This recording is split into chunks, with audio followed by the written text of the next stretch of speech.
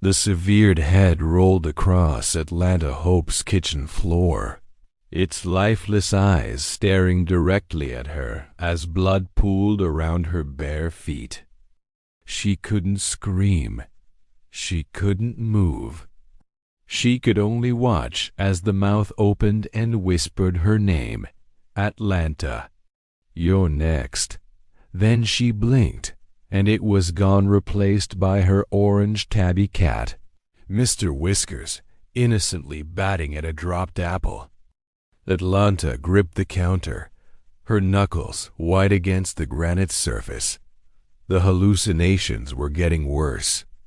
What started as fleeting shadows in her peripheral vision had evolved into full-blown horror scenes that felt more real than reality itself. She pressed her palms against her temples, trying to silence the whispers that seemed to echo from inside her skull.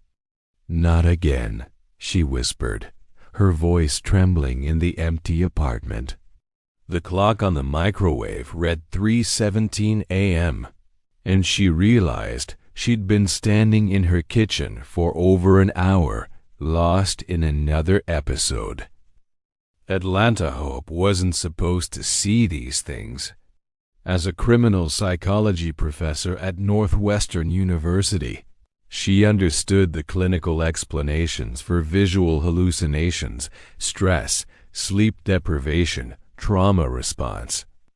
But understanding didn't make them less terrifying.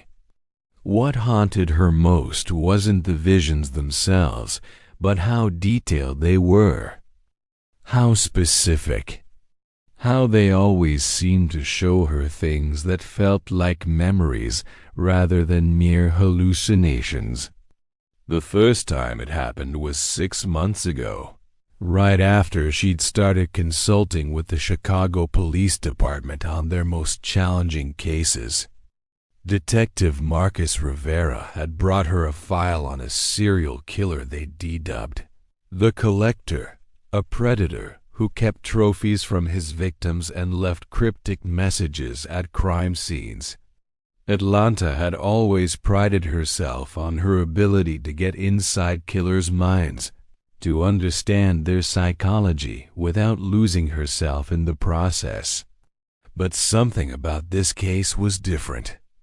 She walked to her living room window, watching the city lights blur through her tears.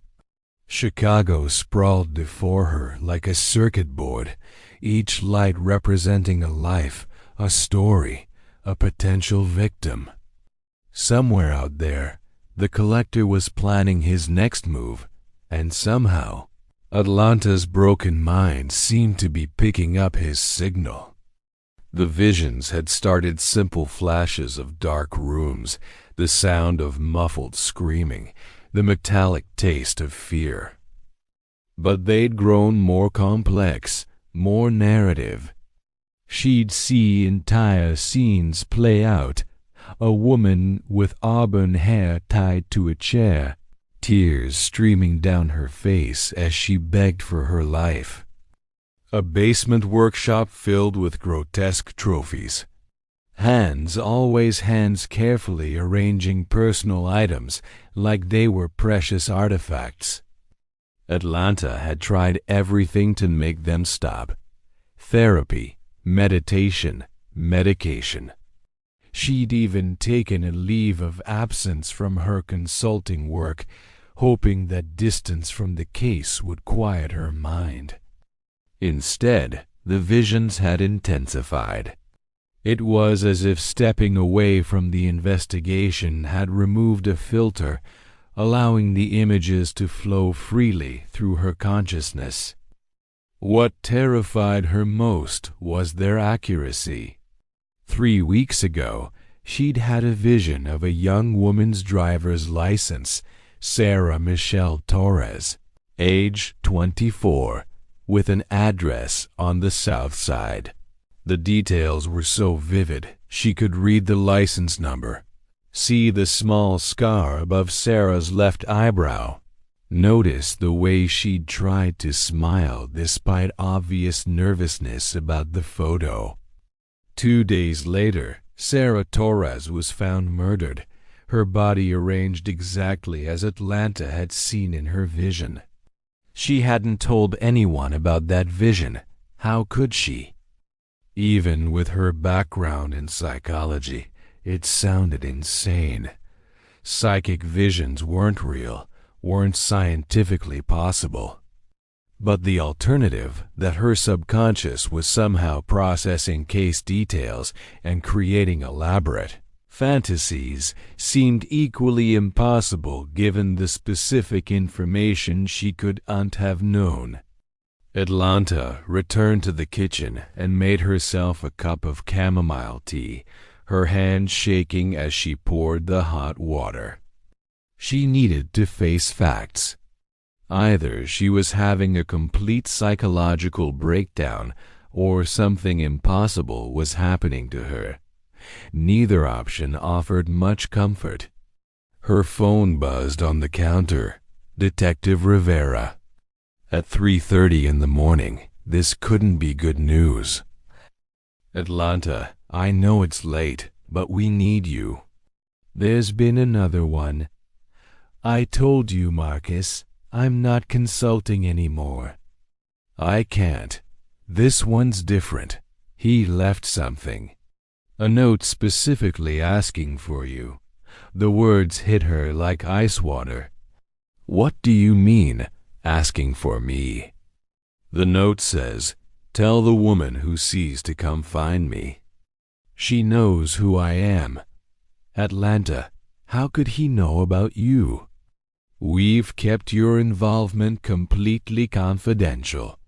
She sat heavily on her kitchen stool, her mind racing. The collector knew about her somehow. Worse, he seemed to know about her visions, but that was impossible unless... Where's the scene? She heard herself ask. Millennium Park, near the Bean, Atlanta. You don't have to. I'll be there in 20 minutes. She hung up and stared at her reflection in the dark window. Her brown eyes looked hollow, haunted by months of sleepless nights and terrifying visions. Her usually neat blonde hair hung limp around her shoulders, and she could see the weight loss that came from living on anxiety and caffeine. But beneath the exhaustion, she recognized something else in her reflection: determination. If the collector wanted to play games with her mind, she'd play. But this time, she wouldn't be a passive victim of her own hallucinations. She'd use them. If her visions really were showing her the truth, then maybe she could finally catch this monster. As she grabbed her coat and keys, Atlanta made herself a promise. She would solve this case, even if it destroyed what was left of her sanity. The women in her visions deserved justice, and she was apparently the only one who could see what the collector was really doing. The game was about to begin, and Atlanta Hope was ready to see where her cursed gift would lead her. The crime scene hit Atlanta like a physical blow the moment she stepped out of her car. Millennium Park buzzed with police activity, but what made her stumble wasn't the chaos, it was the overwhelming familiarity. She'd seen this exact scene 3 nights ago in a vision so vivid she'd sketched it in her journal. Detective Rivera approached her, his weathered face grim in the harsh glare of the crime scene lights. At 45, Marcus had seen enough horror to last several lifetimes, but something about this case was eating at him differently. The way his shoulders sagged and his usually steady hands trembled slightly told Atlanta everything she needed to know. The collector was escalating. The victim is Jennifer Walsh, 28, marketing executive downtown, Marcus said, leading her toward the scene. But Atlanta, before we go any further, I need to know how he could possibly know about you. We've been so careful about keeping your involvement quiet. Atlanta's heart hammered as they walked past the iconic Cloud Gate sculpture. In her vision, she'd seen a woman's body positioned precisely where the yellow tape now fluttered in the October wind. I don't know, Marcus, but I think he's been watching me longer than we realized. The body lay in a grotesque tableau that made Atlanta's blood run cold. Jennifer Walsh had been arranged sitting upright against a tree, her hands folded in her lap, her eyes closed as if sleeping. Personal items were scattered around her in a perfect circle: a gold bracelet, a photo of a small dog, a coffee shop loyalty card, and a leather journal. It was exactly as Atlanta had seen it, down to the way Jennifer's dark hair fell across her left shoulder. But what made Atlanta's blood freeze wasn't the body itself, it was what she saw hanging from the tree branch directly above. Jennifer's head, a noose, empty, swaying gently in the wind, and carved into the bog beneath it, still fresh and bleeding sap, were the words, "She's watching." "We haven't touched it," Marcus said quietly. "Waited for you to get here first." Atlanta approached slowly, her mind reeling. How was this possible? Her visions had always shown her crimes after they happened, never before. But she'd seen this scene 3 days ago, which meant either she was losing her grip on reality entirely, or something impossible was occurring. Inside the envelope was something far worse than a photograph. It was a lock of her own blonde hair, tied with a ribbon that matched the yellow scarf from her latest vision. Beneath it, a Polaroid photo showed her sleeping in her own bed, taken from inside her bedroom. At the bottom, scrawled in what looked like blood, "I've been closer than you think." Below the photo, in the same block letters, "You see what I see. I see what you see. The dance begins now." "Jesus Christ," Marcus muttered, looking over her shoulder.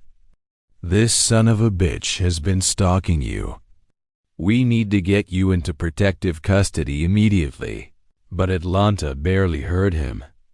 Her mind was spinning with a horrible possibility that she couldn't voice, couldn't even fully acknowledge to herself. What if her visions weren't random hallucinations? What if they weren't even visions of the collector's crimes? What if she was seeing through his eyes? The thought was so terrifying, so impossible, that she physically stepped back from it. But the evidence was mounting. The accuracy of details she couldn't have known. The timing that seemed to coincide with the murders. And now this, a killer who somehow knew about her gift and was using it to communicate with her. "I need to see the other crime scenes again," she said suddenly. "All of them, tonight." "Atlanta, that's not safe. This guy clearly has you in his sights. Marcus, I think I've been seeing these murders as they happen. I think somehow I'm connected to him in a way that shouldn't be possible." The words felt like razor blades coming out of her mouth, but she had to say them. "If I'm right, then I'm not just a consultant on this case. I'm a witness." The implications hung heavy in the cold night air. If Atlanta was somehow seeing through the collector's eyes, then she had information that could solve the case. But it also meant she was more deeply connected to these murders than anyone could have imagined. Over the next 4 hours, Marcus drove her to every crime scene from the past 6 months. At each location, Atlanta's worst fears were confirmed. She had seen every single murder scene in exact detail, not after the fact, but during the crimes themselves. She could describe the victim's final moments, the killer's ritualistic behavior, details that were never released to the public or even included in official reports. By dawn, they sat in Marcus's car outside the police station, both exhausted and shaken. Atlanta had filled a notebook with details from her visions, details that matched the crime scenes perfectly but included information only the killer could have known. "This is impossible," Marcus said, rubbing his bloodshot eyes. "There's no scientific explanation for what you're describing." "I know," Atlanta replied quietly. "But Marcus, if it's real, if I really am somehow connected to him, then maybe I can use it to catch him. Or maybe he's using it to catch you." The truth of his words settled over them both. If the collector knew about Atlanta's visions, then he knew she could see what he was doing. But did he also know she could potentially see what he was planning to do next? "Atlanta, he didn't just text you," Marcus said, his voice tight with fear. "Look." He showed her his phone screen. The same message had been sent to him, to Detective Chun, to every member of the task force. But each message ended differently. "She dies tonight. Then I come for the rest of you." Atlanta's hands shook as she showed the message to Marcus. The collector wasn't just stalking her. He was inviting her to witness his next murder in real time, through their impossible connection. "We have to find her," Atlanta said, her voice steadier than she felt. "The brunette with the yellow scarf. We have to find her before tonight." Atlanta's vision hit her like a freight train at 2 p.m., right in the middle of the police station briefing room. One moment, she was studying surveillance footage with Marcus and his team. The next, she was seeing through different eyes watching. A young woman with shoulder-length brown hair adjust a bright yellow scarf as she walked out of a coffee shop. The vision was more intense than any before, crystal clear and immediate. She could feel the killer's excitement, his careful attention to every detail of his target's movements. The woman was maybe 25, carrying a worn leather messenger bag and checking her phone as she headed north on Dannon Avenue. In the vision, Atlanta could see street signs, storefronts, even the time on a bank clock, 2:03 p.m. "She's there now," Atlanta gasped, coming back to herself to find Marcus and 3 other detectives staring at her with concern. The woman with the yellow scarf, she just left a coffee shop on Damon Avenue in Wicker Park. "We have maybe 6 hours before he makes his move." Detective Sarah Chun, the newest member of the task force, looked skeptical. "How can you possibly know that?" But Marcus was already grabbing his coat. "We'll explain later. Right now we need to canvass every coffee shop in Wicker Park and find this woman." The next few hours blurred together in a desperate hunt through Chicago's hipster neighborhood. Atlanta's visions came in waves now, showing her fragments of the killer's surveillance. She saw the brunette entering a vintage clothing store, browsing through records at Reckless Records, meeting a friend for lunch at a small Ukrainian restaurant. Each vision gave them another piece of the puzzle, another chance to track her down. But with each vision, Atlanta felt herself slipping deeper into the killer's perspective. She began to understand his patterns, his preferences, his sick logic. He chose women who reminded him of someone she could sense an old wound driving his compulsion, a betrayal that had twisted his mind into something monstrous. The personal items he took weren't random trophies. They were symbols of the connection he believed he shared with each victim. "There," Atlanta said suddenly as they drove past a small bookstore on Milwaukee Avenue. "That's where she works. I can see her behind the counter." Through the window of Pages and Prose, they could see a young woman with brown hair and a yellow scarf organizing books in the poetry section. She moved with the careful precision of someone who genuinely loved literature, stopping occasionally to read passages that caught her attention. Marcus parked across the street. "Okay, how do we handle this?" "We can't exactly walk in and tell her that a serial killer is planning to murder her tonight based on psychic visions." But Atlanta was already getting out of the car.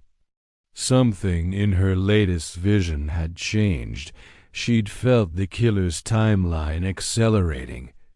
He wasn't going to wait until tonight. He was coming for the woman now, drawn by some trigger Atlanta couldn't identify. The bell above the bookstore door chimed as Atlanta entered, followed closely by Marcus and Detective Chen. The brunette looked up with a warm smile that made Atlanta's heart ache. She was so young, so alive, with no idea of the danger stalking her. "Hi, can I help you find anything?" the woman asked. Her name tag read Emma. "Emma," Atlanta said carefully. "I'm Dr. Atlanta Hope. I work with the Chicago Police Department, and we have reason to believe you might be in danger." Emma's expression shifted from friendliness to confusion. "I'm sorry. What kind of danger?" Before Atlanta could answer, her vision exploded with urgent images. She saw the killer's hands gripping a steering wheel, saw him parking behind the bookstore, saw him checking a canvas bag that contained zip ties, chloroform, and a knife with an ornate handle. He was here. Now. "He's in the alley," Atlanta said urgently. "Marcus, he's coming through the back entrance right now." Marcus immediately radioed for backup while Detective Chen positioned herself near the front door. But Atlanta knew they were too late. In her vision, she could see the killer had already disabled the back door's alarm and was moving through the storage room with practiced silence. "Emma, we need to get you out of here immediately," Atlanta said, grabbing the young woman's arm. But Emma pulled back, frightened and confused. "What's going on? Who are you people really?" The lights went out. In the sudden darkness, Atlanta's enhanced connection to the killer became both a blessing and a curse. She could see through his night vision goggles as he moved through the store, could feel his anticipation as he approached their location. But she could also sense something else, his surprise that she was there. "You came," his voice echoed through the darkness, strangely calm and pleased. "I wondered if you would. If our connection was strong enough to bring you to me." Atlanta felt Emma trembling beside her. Marcus was somewhere to her left, She could hear his careful footsteps. Detective Chun was by the front door, blocking that escape route as planned. "Why are you doing this?" Atlanta called out, trying to keep the killer talking while Marcus maneuvered for a better position. "Because you understand," the voice replied, closer now. "You see what I see. You feel what I feel. You know these women the way I know them, intimately, completely. We're connected, you and I, two minds sharing the same dark gift." The realization hit Atlanta like ice water. He wasn't just randomly connected to her visions. He had chosen her specifically because he believed she was like him. He thought her visions meant she was a killer too, that she enjoyed watching his crimes unfold. "You're wrong," she said firmly. "I don't enjoy what I see." "I'm trying to stop you." "Are you?" The voice was right behind her now. "Then why do you keep watching?" The knife blade caught the faint light from the street as it pressed against Emma's throat. In the darkness of the bookstore, Atlanta could see everything through the killer's night vision. Emma's wide, terrified eyes, Marcus frozen 3 feet away with his gun drawn, Detective Chun still by the front door, afraid to move closer. "One step and she dies," the killer said calmly. His voice was younger than Atlanta had expected, educated, with a slight Midwestern accent that could have belonged to any graduate student or young professional in Chicago. But what shocked Atlanta most was that she could still see through his eyes even while facing him. The connection hadn't broken. If anything, their physical proximity had strengthened it, creating a disorienting double vision that made her stomach lurch.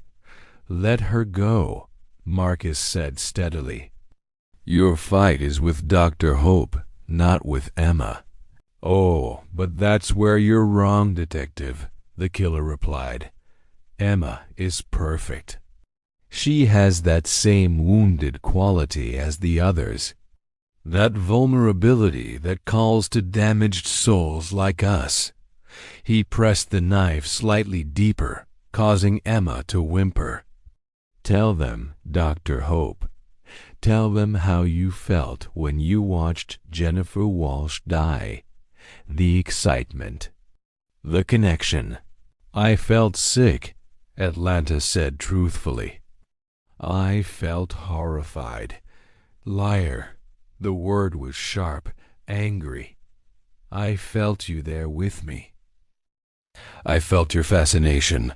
Through their connection, Atlanta suddenly understood something crucial.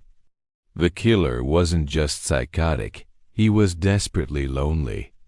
His murders weren't just about control or power. They were about connection. He had somehow become aware of Atlanta's visions and interpreted them as shared experience, as proof that someone finally understood him. "What's your name?" she asked gently, the way she might speak to a disturbed patient. "Michael," he said after a moment. "Michael Torres." The last name hit Atlanta like a punch. "Sarah Torres, the woman from 3 weeks ago. She was your sister." Through their link, she felt his rage and pain explode like a bomb. Sarah Torres hadn't been a random victim, she'd been his first victim. And the trauma of killing his own sister had somehow opened his mind to Atlanta's psychic interference. "She was going to leave me," Michael said, his voice breaking. "Just like everyone else. Just like our parents. Just like every girlfriend I ever had. But when I stopped her, that's when I felt you there. watching, understanding. For the first time in my life, I wasn't alone. Atlanta felt tears streaming down her face as she experienced his memories through their connection. Michael Torres was a 28-year-old graduate student in psychology at Northwestern, her own university. He'd been auditing her criminal psychology lectures, learning about her consulting work with the police. When his sister Sarah had threatened to move to California and cut contact with him, his already fragile psyche had snapped. "Michael, I'm not like you," Atlanta said as gently as possible. "I see what you do because something went wrong in my brain. I don't enjoy it. I don't choose it. It just happens, but you keep watching," he insisted. "You could look away, but you don't. You stay and watch because part of you needs to see." The horrible truth was that he wasn't entirely wrong. Atlanta had realized weeks ago that she could sometimes resist the visions if she fought hard enough, but she'd stopped fighting because she knew the information might save lives. She'd been watching his murders not out of sick fascination, but out of a sense of duty, yet Michael had interpreted her presence as complicity. "I watch because I want to catch you," she said. "I want to stop you from hurting more people." "Then why didn't you save Jennifer Walsh?" Michael's voice was triumphant. "You saw her death before it happened. You could have warned her, but you didn't. You let me kill her." The words hit Atlanta like physical blows because they contained a grain of truth that had been eating at her for days. She had seen Jennifer's murder in advance, but she dismissed it as another hallucination, another product of her deteriorating mental state. By the time she'd realized the visions were real, Jennifer was already dead. "That's not," she began, but Michael cut her off. "You're just like me," he said. "We both watch people die and do nothing to stop it. The only difference is you lie to yourself about what you are." Through their connection, Atlanta felt Michael's plan crystallizing. He was going to kill Emma here now, while forcing Atlanta to watch through his eyes.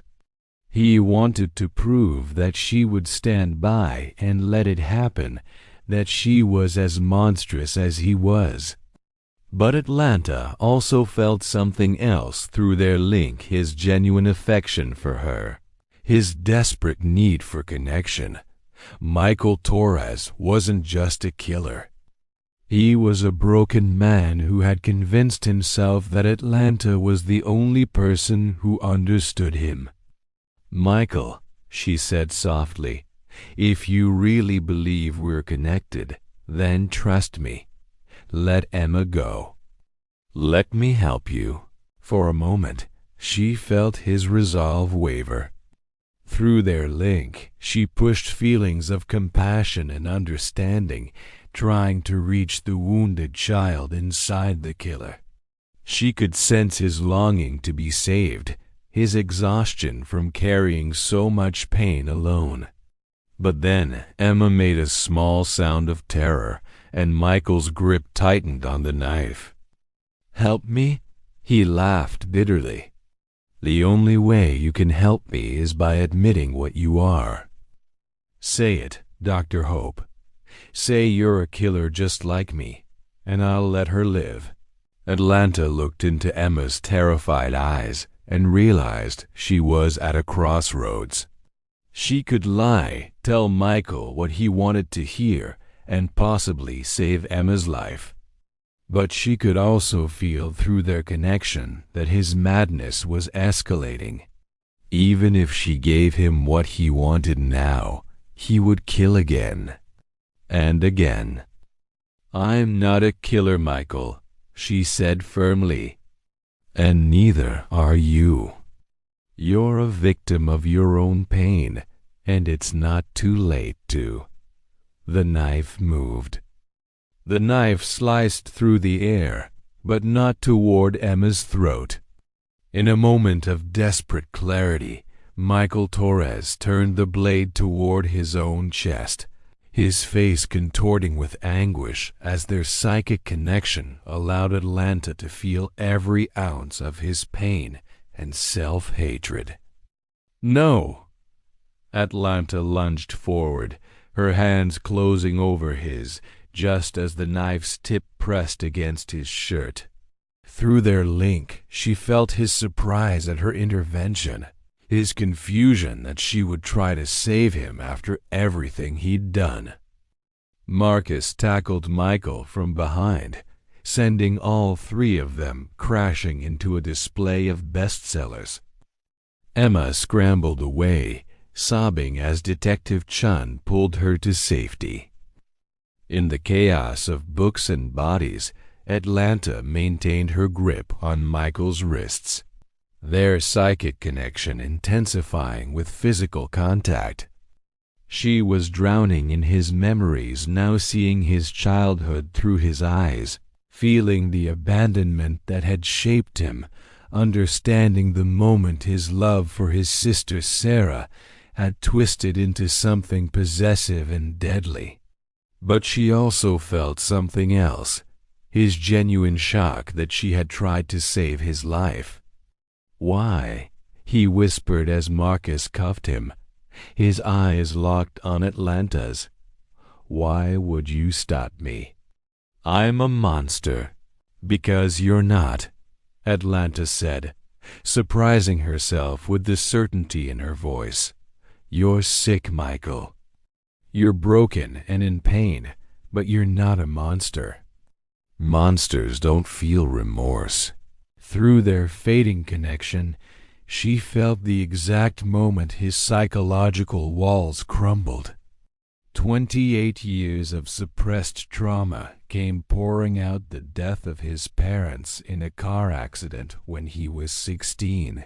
The way Sarah had become both sister and surrogate mother, his terror when she'd started pulling away from their codependent relationship. He'd killed her in a moment of panic and rage, then convinced himself he was embracing his dark nature rather than facing the horrible truth. He'd destroyed the only person who had ever loved him. As the paramedics checked Emma for injuries and the crime scene team began processing the bookstore, Atlanta sat in the back of Marcus's car, trying to process what had happened. The psychic connection was gone now, severed the moment Michael had been sedated for transport to the hospital. For the first time in months, her mind was blissfully quiet. "How are you holding up?" Marcus asked, sliding into the driver's seat. "I think it's over," she said quietly. "The visions. I can't feel him anymore. That's good, right?" Atlanta nodded, but part of her felt strangely empty. The visions had been terrifying, but they had also made her feel uniquely useful, like she possessed a gift that could save lives. Now she was back to being an ordinary criminal psychology professor with a specialty in abnormal behavior. "What happens to Michael now?" she asked. "Psychiatric evaluation, then trial. Given what you've told us about his mental state, he'll probably end up in a secure facility rather than prison. That's assuming you're willing to testify about your ... experiences." The thought of explaining her psychic connection to a jury made Atlanta's stomach clench. But she knew she owed it to Michael and to his victims to help people understand what had really happened. 3 months later, Atlanta stood before a packed courtroom. her hand on a Bible as she swore to tell the truth about her impossible experiences. The prosecution had initially been skeptical of her testimony, but the uncanny accuracy of her visions and the detailed information only the killer could have known had convinced them that something extraordinary had occurred. Michael Torres sat at the defendant's table, heavily medicated but lucid. He'd confessed to all 7 murders and was cooperating fully with his psychiatric evaluation. When their eyes met across the courtroom, Atlanta felt an echo of their old connection, not the invasive mental link they'd shared, but a simple human recognition of shared trauma and healing. Her testimony was clinical, factual, focused on Michael's psychological state rather than the supernatural aspects of their connection.